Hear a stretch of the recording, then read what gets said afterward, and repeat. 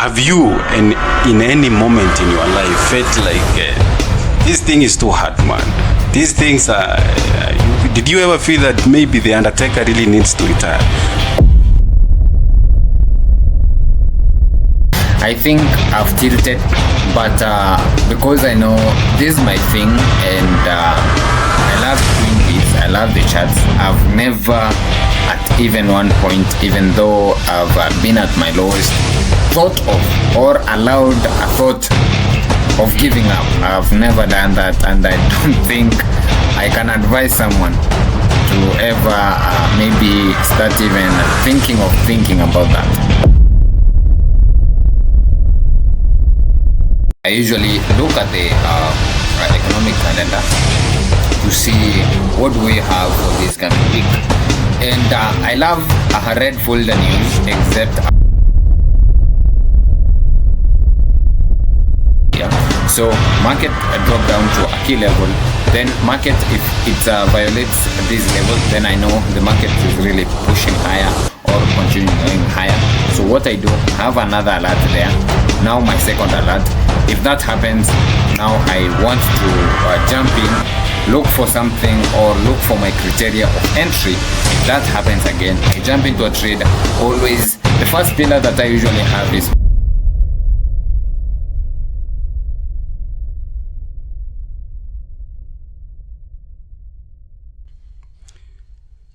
Ladies and gentlemen, I want to take this initial opportunity to welcome you to the first episode of the TopDollar Trading Podcast. So this is going to be a trading podcast. It is for traders by a trader. So I myself, I am a trader. I am not in the big boy league yet, but best believe it, I'm working on it. So I'm going to have traders on, people who have proved that they can make money from the markets. They will be sharing their stories, their journeys, experiences, and frustrations about the market. And I'm hoping from there, developing traders like I and you can be able to tap into their strategies, can be able to lock in into their risk management principles, and at the end of the day, we all collectively can be able to, advance these trading skills. Now, ladies and gentlemen, if that is something that you resonate with, I will ask that you be subscribed to my channel, and you can also be generous enough to confuse the algorithm my way by, tapping or stepping on that like button. So this is how it's going to work. This is the order of business. We are going to have a segment, the first segment, where we are going to talk about those journeys, but most importantly, we are going to talk about their trading processes, how they approach the market. Then somewhere at the end, they are going to show us on how they execute on those profitable strategies to make money off the market. So they are going to perform a post-mortem, if I may say so, of how they do their trading activities. So ladies and gentlemen, having said that, I have my first guest in line, and his name is RanksTrades. Mr. Ranks, how are you doing? Yes, I'm very okay. Thank you for having me. It's a pleasure to be here. Man, I have to tell you this. I have to be grateful that you accepted this invite. You are my first guest. So I appreciate so much, and thank you so much. So I think we can just jump straight into it. So, Mr. Ranks, we want to understand who we have here today. So for the many of the few that have no idea who you are, talk to us. Tell us maybe your name, you can, just a little background about yourself, where you went to school, anything that you will want to share with us today. Okay. All right. Thank you for having me, Top Dollar. I appreciate to be here. Firstly, I want to acknowledge and thank God for He has made us be here this far. So as you've heard, I'm RanksTrades. I am a trader. I have been trading for the past 2 0.5 years now. I started trading basically 2023 at the first quarter of the year. And since then, I've been locked in until this far. And the journey has been amazing, top dollar. And I've really enjoyed the ups and downs. It's not easy, as it's not an easy journey. But I think as the going keeps going, we keep getting better as traders. And this far, yeah, here we are, top dollar. Yeah. So 2.5 years, that is a considerable amount of time, eh? So, but Yeah. we want to go to ground zero, that initial moment. How did you even come by? How did you even find out about the market? All right. I think when I got the first glimpse of trading, I think I was in campus and I was around my year 1.2, my first year, the second semester.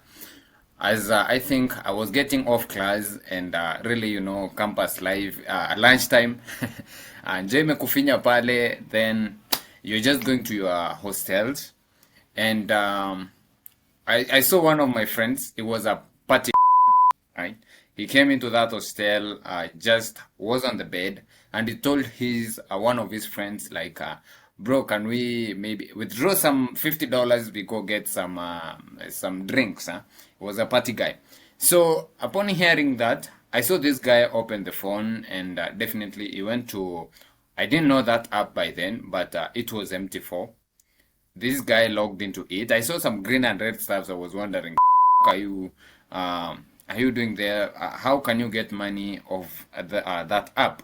So I saw the guy just put in a trade. It was, I don't know, it wasn't really luck because they withdrew some dollars. They made some profits, withdrew the $50 that they had anticipated to make. Then they immediately left out of the hostel. Not even 10 minutes had gone by. So that was the first time I really was triggered. What the hell have they actually done? And how can I do that? So I did immediately follow them. I told them, how do you do this? And they told me this trading. And yeah, you can actually trade. And by the way, the campus live, so one of the boys or one of the gentlemen who actually was doing the trading had a debt. He had my debt. So I actually told him, you can use that debt of mine to teach me the skill. So we had agreed on that, but he just gave me that background, how you can approach it, how you can maybe go through YouTube, and how you can actually start it. And immediately I got home that evening. That's where the journey started. And that boy, by the way, my 1,000 bob has never been used. My debt has never been used, nor repaid. So he didn't, take you to the trenches to show you what really happened. No, what he actually did, he just gave me a pathway, told me, go to YouTube, search about Forex trading. So that was the only green light he gave me. But looking back at it now, I think without him, then this couldn't really have come to fruition. But that is so fascinating because when you listen to many people and their stories on how they came to find out about the market, most of them you find that they are mostly attracted by the lifestyle. The lifestyle is so much sold and it sells big more than anything else. Like for me, I can remember when first I came to the market. It was on a day, on a good evening. Then I'm from work. So I'm in the house, then I put on the TV, then I go to YouTube. Then on my YouTube feed, the first page I see is a very small guy, very short. Then he's like, I just bought a 20 million house. So he was giving somebody a tour. So I looked at this guy, I'm like, these are very okay, no disrespect, but I felt like I'm smarter than this guy. So if he's doing this, I can also be able to do this. So that thing really stuck with me, and I say that from that point, this is what I want to do. Then I went through all the processes. So I related that with your story because you mentioned about some $50 being withdrawn, then somebody going to Shere just immediately after that. So does it mean that these two people were fairly experienced in the markets, or they were also trying some luck here and there? Or did you get a chance to interrogate that, or you didn't? It didn't even click. Okay, at first you wouldn't really actually know whether this guy has been in the space for a long time. What you've actually seen, the first impression is you've seen them withdraw some funds. So definitely what you know, they are good traders. If they can make something of this thing, then what your mind tells you is that they are good at it. So Yeah. as years went by, as I kept on progressing, and upon reaching back onto them, because we met, that was first year. So upon even reaching third, we have been together. But on my third year, having made some progresses here and there, we actually met again. And upon asking him, it was so unfortunate to hear that this guy had actually quit because of what the markets can actually do to you. So hindsight wise, I can say it was kind of luck. Maybe they were just kind of gambling. But at that moment in time, you couldn't actually see. But currently, I don't know whether they are back. But on my third year, I think they had already given up. Yeah. So you went home, and now you had decided that this is something that I want to pursue. Like, what was the process like? Did you go for a mentor who could guide you on how to do this thing, or it was more of a solo journey where you were like downloading some books here and there, or getting recommendation from other people, or watching YouTube videos? So how was your learning? Did you go the mentor's path, or it was more of your own thing?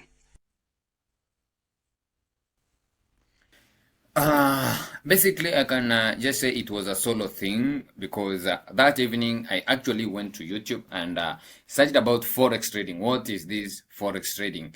And I remember I started from zero, knowing nothing, knowing no one except that one person who had told me about the Forex. And yeah, it has been a solo journey. I didn't really enroll into mentorship or whatever because I was a novice. I didn't know anything. I didn't know whether mentors were really existing at that moment in time. So I started with YouTube, and I think for the first 6 months I was on a world, on a no man's world. I was lost. I didn't know where to start because I found myself even looking at BTC. I actually didn't know about BTC. I found myself even actually looking at Nvidia. I didn't know there was a difference even between Forex and stocks. I was really all over, but that's a journey that kept on refining me until at this point, until I think after 6 months, that's when I came to realize, for the last 6 months I have been actually lost. I wasn't really on the path that I would have wanted to be, but it's because of being lost that I'm currently at this green light. Yeah. So this basically a solo journey. Okay. And solo journey, then it is online on YouTube. And when you go to YouTube, there are so many people talking like they know what they are talking about. But when you are new, you think that this is value. But when you are on other levels, after you have spent several weeks, months, that's when you realize that I've been on this, and maybe this is not taking me where I want to be. And that is so because maybe the online is not structured, cannot give you a structured way of learning. But now, after the 6 months, when you realize now that this path is you are everywhere, this path is not taking you everywhere, how did you now find the new path that led you to where you are today? What was that process like? Right. Having been lost, having been everywhere, stocks, crypto, also looking at this forex, your brain is actually telling you you are doing forex. But whatever you are finding on YouTube and whatever you are actually consuming isn't really the forex stuff that is in my mind. Okay, so being lost those 6 months, I think there was some guy I actually met. I later on, I think after the 6 months and onwards, and I started resonating with that guy. I started seeing that this actually works. This actually works. You see the aha moment. You see, indeed, this really works compared to whatever I have been actually learning. And I think from that point, I followed that guy. Remember, trading is a journey. You actually learn something, you move on to the next level. And I think at a given level, this guy who helped me have the aha moment, I had to drop him because I'd actually seen maybe something that was more of resonating with what I actually uh, wanted. That And also what resonates with yes, what that what also what it, resonates with my identity and person. so what resonated with you? What is this one thing that you felt that you related with? Okay, before the 6 months, or let's say the sixth month, we what I was actually learning was more of patterns, right? Was more of uh, um, you have I don't know, the double tops, the whatevers. I didn't really at that point I couldn't tell that these things don't really drive the market. But later on, after I'd come to this other guy, the second guy now, who was giving the reasons as to why the market moves, to what levels the market actually need to go to, and then reverse maybe, or the market needs to maybe sweep all these liquidities and then reverse. So I kind of resonated with that more of the previous things that I was learning of patterns of candlesticks and all those. So it's price action, knowing what moves the market that made me resonate with this other guy compared to the previous guys. Liquidity. You have talked about liquidity. When I hear liquidity, then my head clicks to ICT. Are you an ICT trader? I think you have actually hit the nail on the head. I think that's correct. I'm an ICT trader, and ICT, I've been trading ICT, I think, from the first, maybe from the second quarter, the second half of the first year of my trading. I think since then I've been locked in ICT. It's not easy, but yeah, till this far, all good. Yeah. ICT seems to be a very big phenomena in the trading environment these days. And there are so many controversies about that, but we are not getting into that. But one thing I know about ICT is that he has put a lot of information, a lot of content, especially on his YouTube. And for somebody maybe like you who was coming for the first time, confused from other people, it can be hard to find that structure. Like, how did you approach learning this ICT, having these so many resources? Did you have like something like let's say a classroom organization where you are like, okay, I want to learn this ICT theory, then I want some other time I want to put this thing into practice in a demo or look into charts? Did you have such kind of an organization where you, and remember you were in school, right? So Definitely. how did you combine being in school, reading about your notes, then now you have ICT notes, which are also not very easy and not very few. Yeah, I think I get you. That's a good question. And I can remember, I think my passion is with trading. I think without that I couldn't actually do it because we all know that ICT is not actually an easy path to go through. So the first time I actually heard about ICT, if I can take you back, I think I was learning here and there during the 6 months that the first 6 months that I've already talked about, and that evening I decided to just jump into a TikTok live trading stream that one of the Kenyan traders was having. I can't Balala somebody. I think I need to acknowledge him because he also made me realize ICT because he used to talk ICT more, and I was intrigued to maybe get to know who is this ICT. Oh, I didn't really know even ICT was a person. I was thinking, what is this ICT? Nini hii? Yeah. So I I asked the question because I think 6 months in, and I asked that guy, "Hey man, I'm 6 months in, I'm getting nothing, man."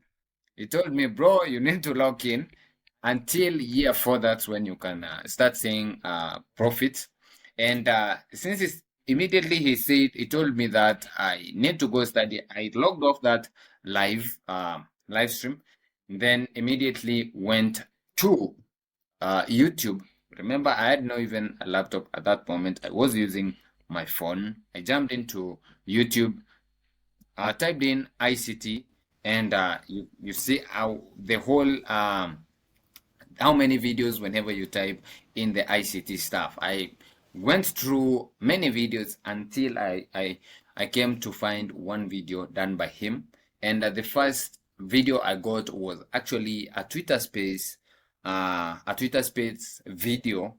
Someone had compiled his Twitter Spaces, and then he had put them on YouTube or in YouTube. So upon listening to that guy, he was talking like a mentor. He was talking like a dad, right? And that how a dad can speak to his son, right? Because he used to refer most of the time to his son. And upon listening to him, the first Twitter space, I resonated with him, and I kind of got in love with how he was speaking because really, if you've listened to him, he is to me the goat of trading. So yeah, that's how I got to know about him, and immediately he told us specific videos or the playlists that we can actually go on and watch. Then we can maybe start off there. And the playlist he had provided immediately after listening to that Twitter space, I definitely went to those playlists, and that's how the journey started. Putting in the hours, watching all his, even the 6 hour videos that he had done. I had to watch them, write my notes, and I put in the work, and yeah, that paid off. I now actually don't need to go watch any of his videos. I have withdrawn, or I have extracted what works for me from all his concepts, and now I apply it in the markets. And so that's how I did actually start with ICT. That's how by the way, I have actually watched all, though he had given his playlist, I had to go more in depth, more deep, and try to watch his videos. Yes. So you said you talked about ICT there, and there are many videos. In fact, I went through ICT also, and there was a voluminous amount of information there. You find one video is about 2 hours there. So you are there, then the man is talking a lot. So I can relate to that. But I'm curious now, when you are doing this ICT, like how long did it take you to finish up on East Coast until you felt now you are confident? Did it take you months, or it took you like weeks? If I can say, if you're talking about weeks, I think I can describe you to be to be an It's not possible with weeks. I think it's months, and not even 2 months, no, all three, because as you've said, there's a voluminous amount of content there, and for you to have actually what works for you, because his concepts, you cannot work with all concepts. You have to take one that resonates with you, and then uh, use that.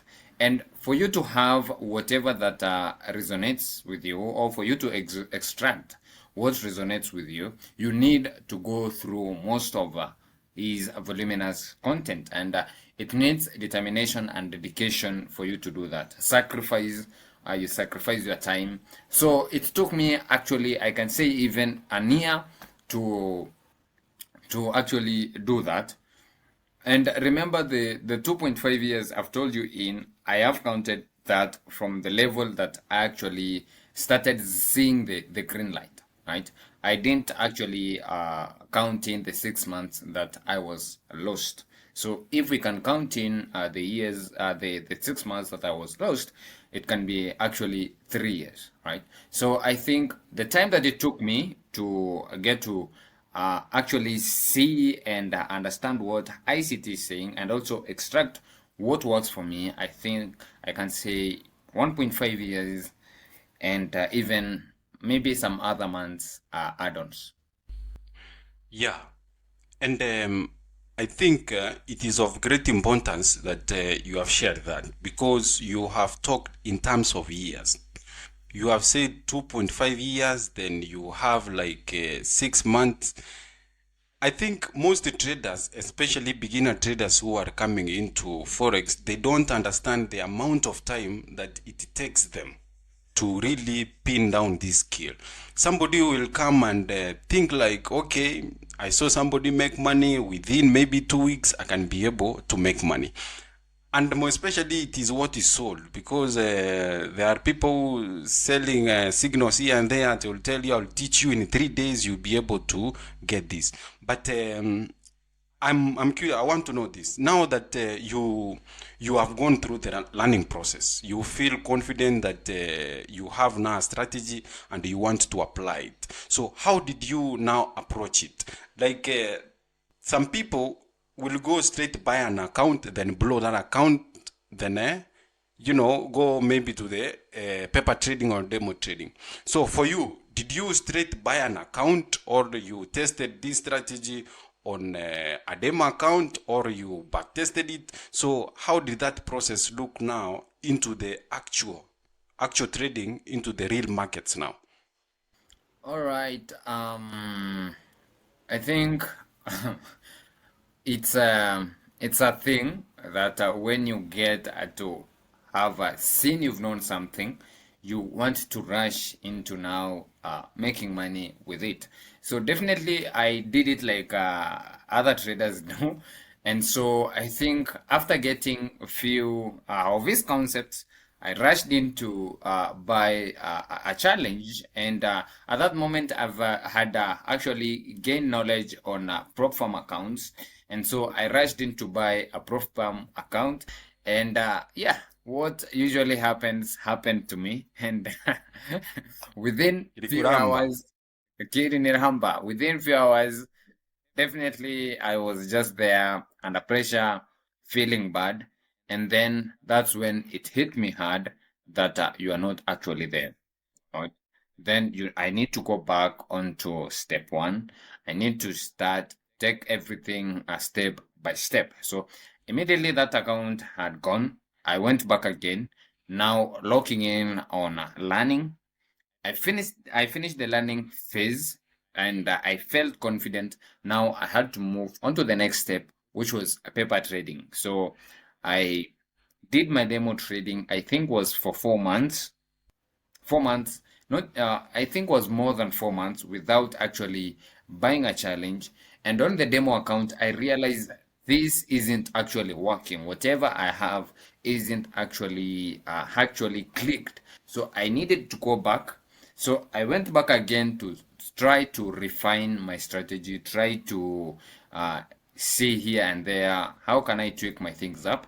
And then later on, maybe after another 6 months, that's when I came back and actually tried on a demo, and then later on I went succeeded on the demo, then went on free trials. They funded the prop firm free trials. I did that multiple times, maybe more than 10, more than 50 times. I saw indeed I can make money. Now let's look in for funds and jump into this prop firm space, and let's see whether we can make some money. Oh, yeah. Now, I want us to transition a bit and get more into the technicals now. I want share, if you can share with us, tell us what market you are trading, tell us if you are in Forex, if you are in, tell us the session you are trading. You can also tell us how you are getting into trades, but give us some insight on how you are trading in regard to that. All right, to actually give you a glimpse on what I usually trade, I mostly trade XAUUSD, and if you know XAUUSD, that's gold, and I think that's where my strategy actually works more of. But I can sometimes trade EU and GPP, but that actually the strategy on gold doesn't actually work with the Euro USD and stuff. So mostly I measure on gold, and that's where I'm seeing my strategy giving me a good win rate. And I think that's the question you'd asked. Yeah, you have talked about win rate. So if you can also tell us how the statistics are looking. What is your win rate? Maybe what is your or risk to reward ratio when you are trading that gold? Just the few technicals so that we understand how you are doing it. Okay, on gold, I think my win rate isn't really that astonishing. I think I have a 60% win rate, and with a small RR, or risk to reward ratio. I usually go with a 1 to 2, and sometimes actually 1 to 3, and that is very rare to have a 1 to 3, so I can say 1 to 2 is very good with me, and a win rate of 60%. And mostly I started with actually day trading. If I can also now give a short-term story, I started with intraday trading, and being there on the charts every day, showing up. I'm a New York trader. I don't usually trade a London session or Asia session. I'm more predominant on the New York session. And I used to show up Mondays to Friday at around 8:30 New York time, which is in Kenyan time, that's 3:30 p.m. Around 3:30 p.m. To 4. I used to show up, do my thing, and then maybe get off the charts at around 7 p.m. or around 12 p.m. New York time. So with time, that has been shifting, because trading is more peaceful when you actually have something you're doing on the side, right? Without because whenever you're dependent on the funds that are coming from trading, you find that you do not have that peace of mind. You are actually trying to show up to make money, right? But you'll come to realize that if you are that, what tends to happen is you're losing money instead of that making money. And for me to easen that, for me to get off that cycle, I decided to find something else that I also love doing. I love things about cars and all those stuffs. So I needed to find something doing with that, dealing with cars, and also trading is my A game. Then having that in mind, it eases me pressure. There's no need to be making money on trading. What I need to do with my trading is only follow my system. And if that presents, well and good, I will only execute. If that doesn't happen, I will be patient. On the other side, I'm actually doing the thing that I usually love doing. And yeah, it has been that way. Yeah. I think that is an important thing you say there, like peace of mind. Because if you are, let's say, broke, then you feel like trading is your only way out. Then you have bills at the end of the month. That one puts your mindset in a wrong place, because now you are forced to put on trades just to, you are just putting trades to make sure that you are getting something out of the market. So you may not necessarily wait for those setups to come by. So I think that is very important. Thank you for sharing. Then you mentioned about 60% win rate. I think that's not small. That's a very impressive win rate. But now I want you to picture this. We have two things: win rate and risk to reward. Like if you have a big win rate, let's say 80%, then you have a very small risk to reward ratio, or maybe a negative risk to reward ratio.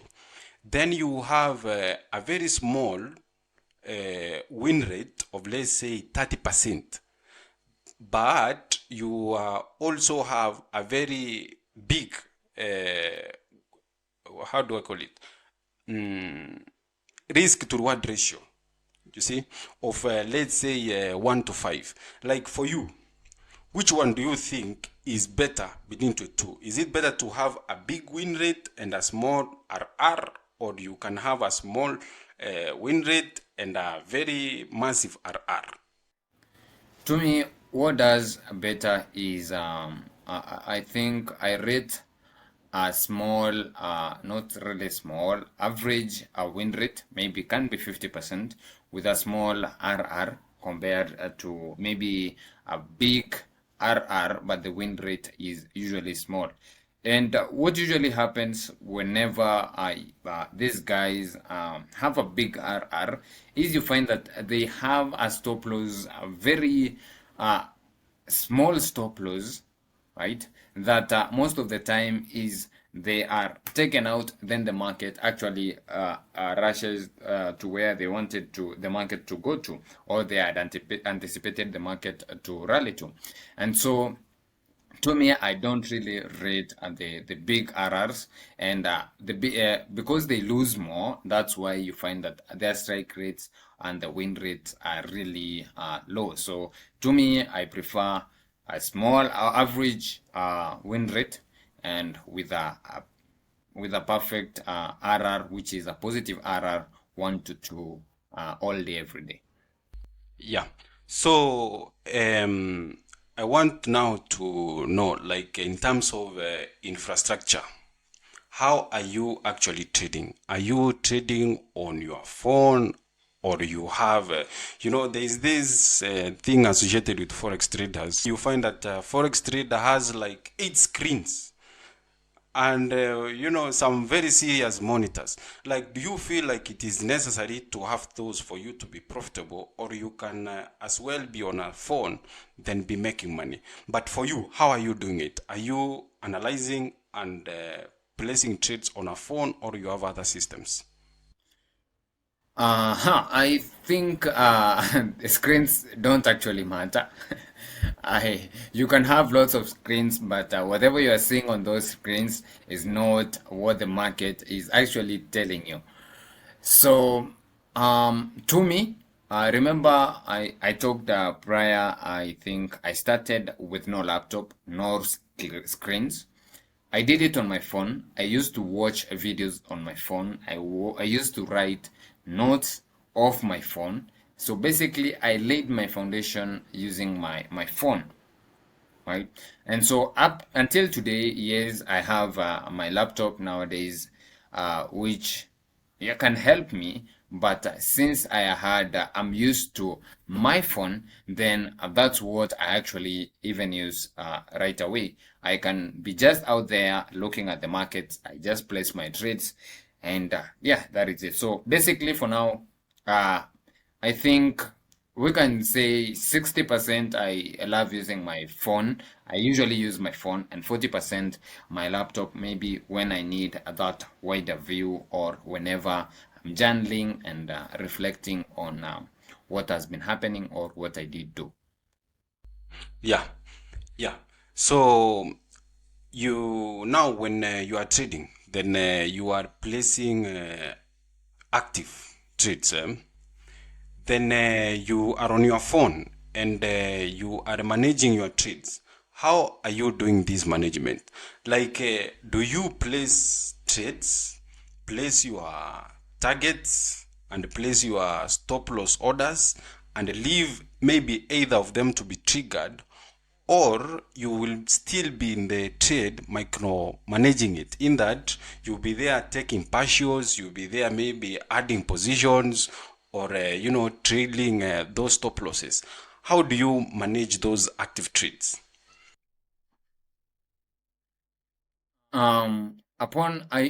What I usually do is I analyze the market, maybe whenever, because I'm not restricted. But after the London session has cooled down, or during maybe after the day has just closed during the night. So I analyze the markets. I have my specific levels that maybe we have this level. Maybe it's a fair value gap or another thing. I think we'll get more deeper into that. When price rallies to that level, I have my alert placed at that point in time, so I get triggered. Also now, my first what I want to see first has actually happened, because the market has rallied to that key level.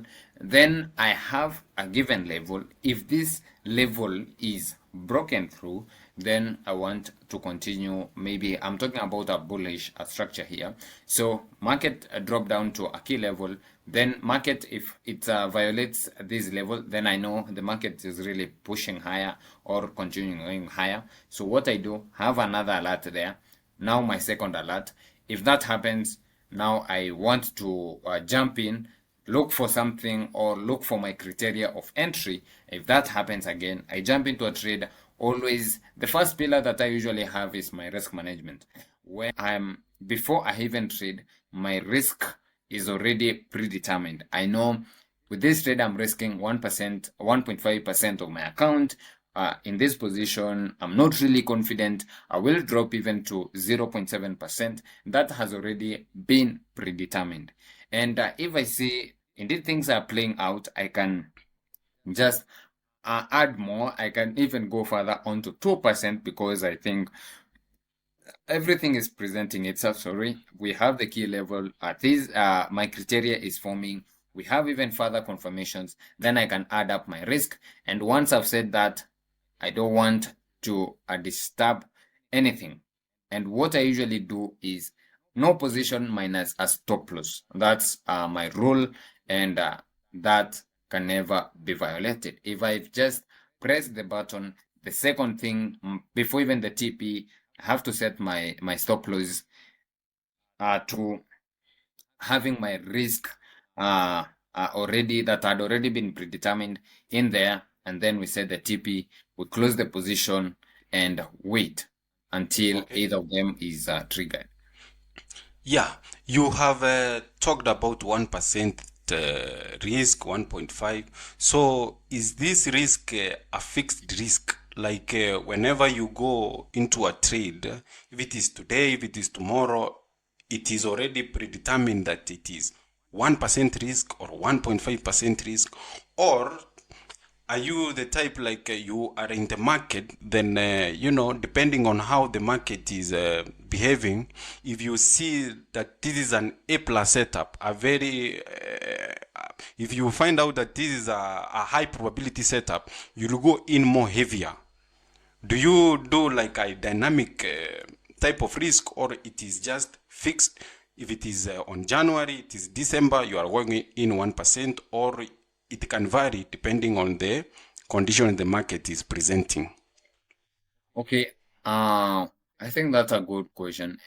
I think I'm more of a dynamic, and it depends on the probability of a trade setup, right? You can see this is an A probability setup, and if I see everything is playing out, we have time, but time is on my side because also remember I told about the New York time. So New York time is on my side. I have every confluence. I have the key levels. I have even my second confirmation because usually when I was starting in, I usually could go in direct to the first confirmation.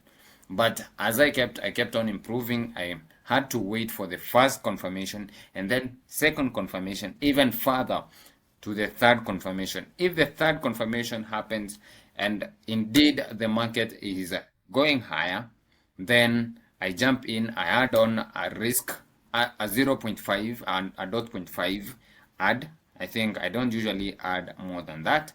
And yeah, we wait until maybe whatever happens. And yeah, so I'm more of adding on, but also if maybe I'm really not confident in that, I cut off maybe my risk. I just position myself at around 0.7%.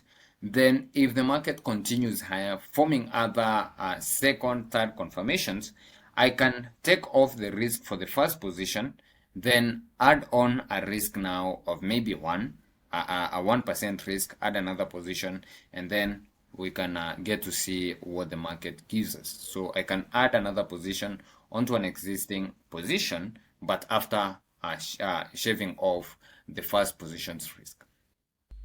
Yeah. I'm curious to know, when you are analyzing your charts, which time frames are you using? And now that when you have already analyzed, are you still executing on the same time frame, or you are like analyzing on higher time frames, then placing your trades on small time frames? How do you approach that? Okay, I actually do a top-down analysis, maybe from the hard time frame. I usually start from the monthly time frame. I drop onto the weekly time frame, then maybe daily. But whenever I'm dropping from the weekly, I usually go direct to the 4 hour. But I can just brush through the daily, and then my execution nowadays, I'm kind of doing some swing trades because remember I told you. I needed to find something. If I'm on the waiting phase, I need to be doing things with cars here and there. So my entries nowadays are usually from the 1 hour time frame, and yeah, monthly, weekly, 4 hour execution on the 1 hour, and it can run even days. Like right now, I'm having a position from Monday. It has TP hasn't really been hit, so I'm just letting it run, but I've already shaved off my risk. So you are a swing trader. I'm actually I cannot specifically call myself a swing because 1 hour, some days, remember my risk to reward is 1 to 2, right? So it can actually be within a day or 1.5 days, right? So, but I can just call myself between intraday and a swing trader. Some trades run for days and others are quick fast. Oh, so averagely, if you try to find the average, how long are you holding on to an active trade? Um, I think averagely I can say, let's say a day, 24 hours to 48 hours. Let's say 1 to 2 days. Okay. Yeah. Now, you mentioned somewhere about, just to take you back, about prop firms. Then you are seriously blowing these prop firms. But everybody goes through that, especially when you are new.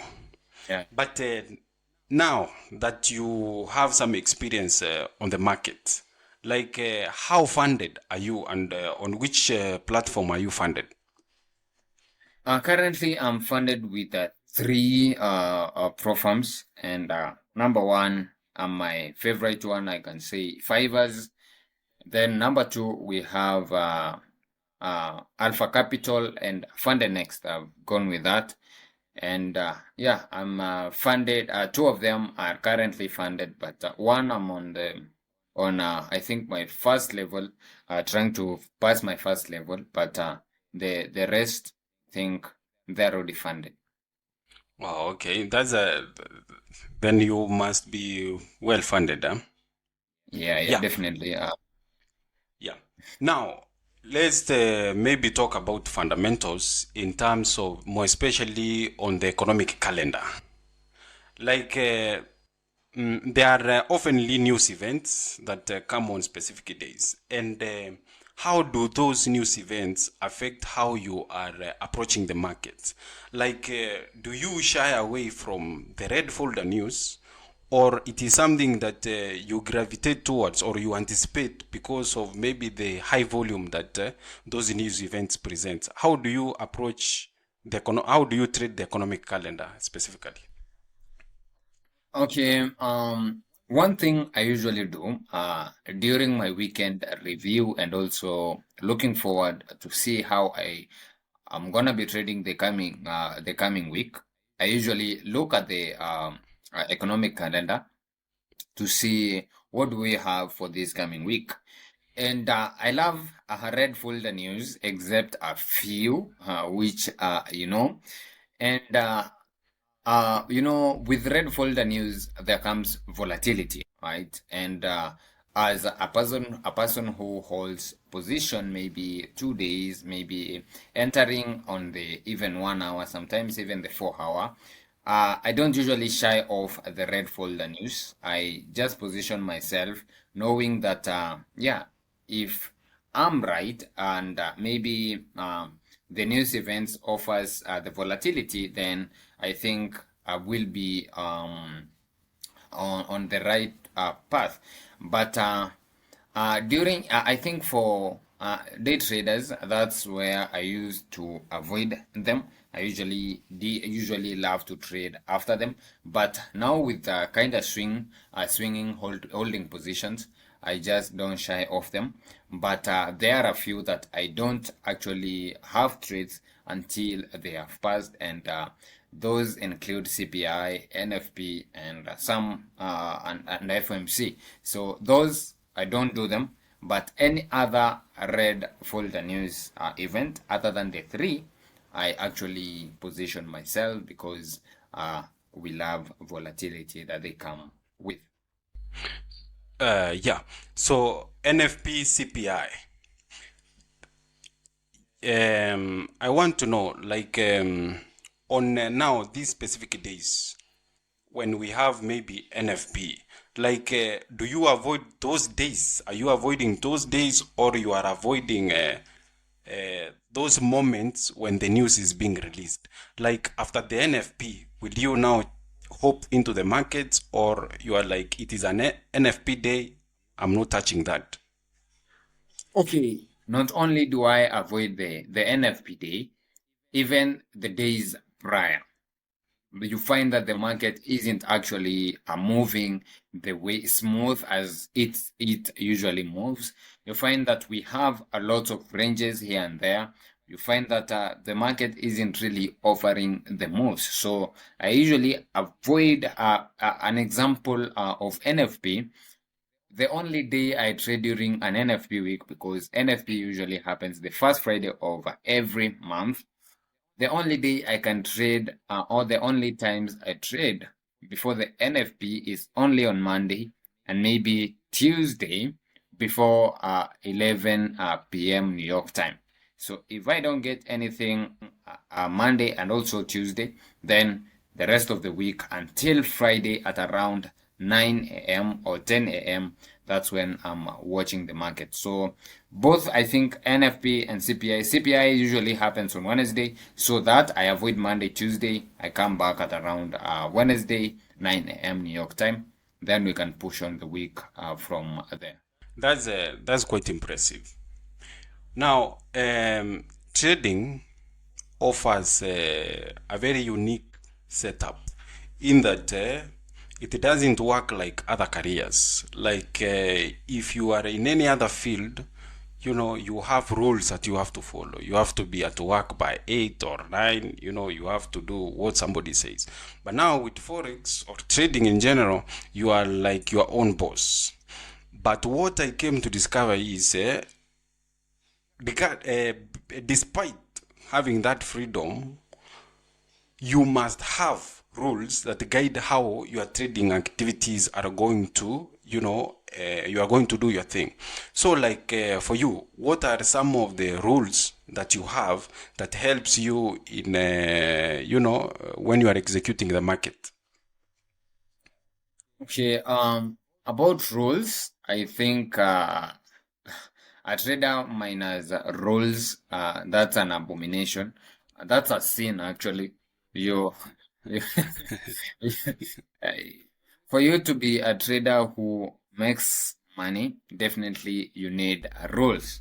And my rules actually are, I don't, maybe let me give you a short schedule on how my day is. And depending on my habits, which are somehow my rules, that helps me in my trading. So I usually wake up at around at 7, not really early nor late. And the first thing I actually do, as we all should, is we thank maybe God for for the life and the opportunity to even have eyes to look onto charts, man.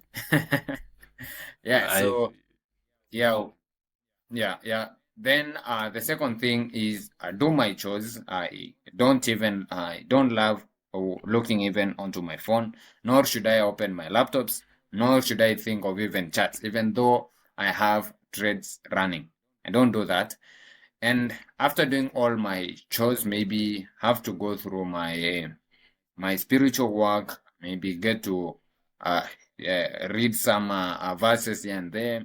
Then, off that point, I think I go to reading maybe a chapter of a book. After reading a chapter of a book, time has gone by. Now it's around lunchtime. I need to eat well. Then, around maybe 2 p.m., I refresh, I do some things, enjoy, entertain myself, maybe enjoy some music. Then at that point, my mind is sober. I haven't really watched the charts. I don't know what the market is doing. London session is over now. At around 3:30 p.m., which is 8:30 New York time, I just show up. I just look what the market has actually done. And after seeing the market has done, if we have any news event, I sleep. I maybe not sleeping. I just slide my phone to other apps, maybe TikTok, enjoy for a short period. Then at around 4 p.m., now I'm logged in. I start my my trading after also reflecting what happened with the position that I'm in, or should I shave off my risk. So basically, I think my habits are my rules are in form of my habits, how I actually approach my life and trying to be to get better as a person. that is you seem to be close to your God, eh? Very much, man. Very. Very close to your God there. That is very encouraging there. So I am curious to know, like, this Forex is not easy, man. It is not easy. It is not for everybody. Now, like, have you in any moment in your life felt like this thing is too hard, man? These things are. Did you ever feel that maybe the Undertaker really needs to retire? Like, did you have any feelings of giving up or backsliding? What do you? How? The feeling that I've actually had is I've backslide, I've tilted, I've actually not followed what I had to follow. I've not followed my system. I wasn't really patient enough. I didn't adhere to my risk. As I had said, I didn't follow that I shouldn't add on to another positions whenever, before I have shaved off my position. I think I've tilted, but because I know this is my thing and I love doing this, I love the charts. I've never, at even one point, even though I've been at my lowest, thought of or allowed a thought of giving up. I've never done that, and I don't think I can advise someone to ever maybe start even thinking about that. Thinking about that. Yeah. Okay. Okay.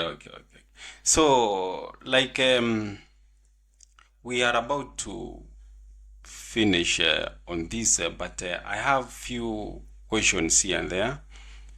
And they are more of general questions. So I'll just ask you, then you will be like, okay, maybe what you think about it. So the first question,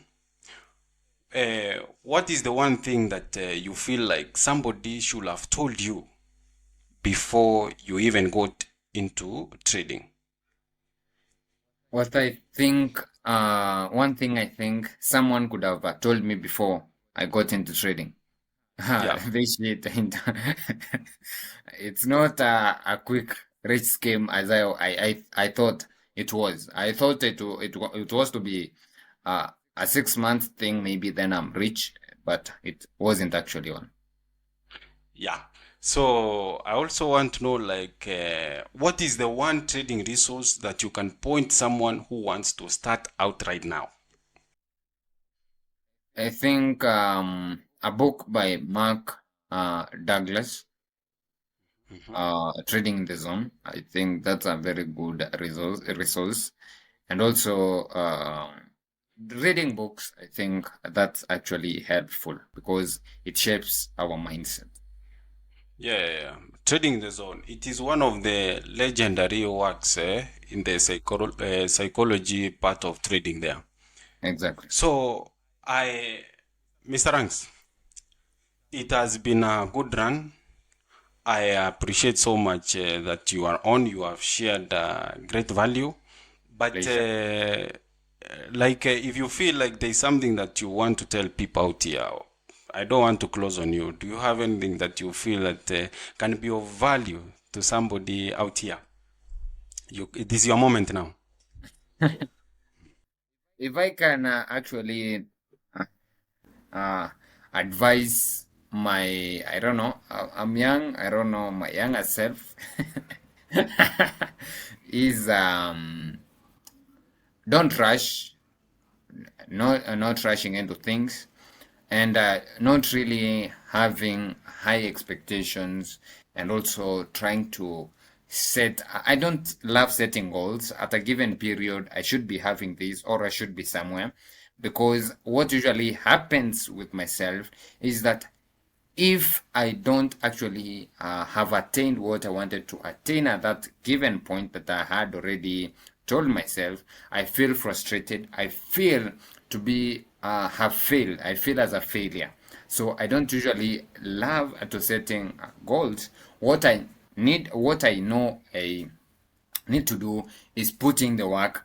My input will definitely reflect my output. So if I can advise you, just input the right amount of works. Don't bother about the outcomes. Just put in the work, and at the right time, everything gonna be beautiful. Thank you, man. That will be very helpful, and I'm very sure people will resonate with that.